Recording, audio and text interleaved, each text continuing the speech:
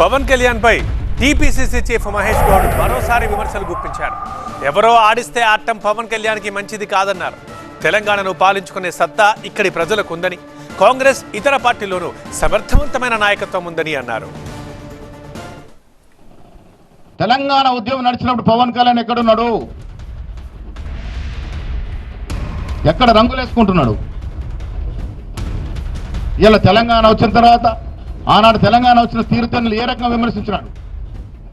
10 రోజులు పస్తులున్నా అని మాట చెప్పినాడు, గుర్తుందా మనకి? 10 రోజులు అన్నం తినలే నేను తెలంగాణ ఇస్తే అని. అలాంటి నాయకొచ్చుడే తెలంగాణ ఉద్యమం ఆదర్శం అంటాడు. తెలంగాణ నాకు ఏంటి మాటలు? ఎవరున్నారు? ఇంకా ఎవరు ఆడిస్తే ఆడే స్థాయికి రావద్దు. ఇవాళ డిప్యూటీ ముఖ్యమంత్రిగా ఉన్నారు, గౌరవప్రదంగా ఆంధ్రప్రదేశ్కి సేవ చేయండి. అక్కడ సమయం సరిపోవట్లే నీకు, ఇక్కడ చిచ్చు పెట్టడం ఎందుకు? తెలంగాణ ప్రజలు సొంతంగా పాలించుకునే సత్తా కలిగిన ప్రజలు.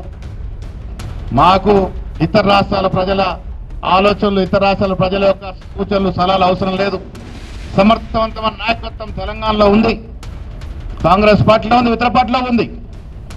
మేము సమర్థవంతంగా తెలంగాణ అభివృద్ధి చేసుకోగలుగుతాం.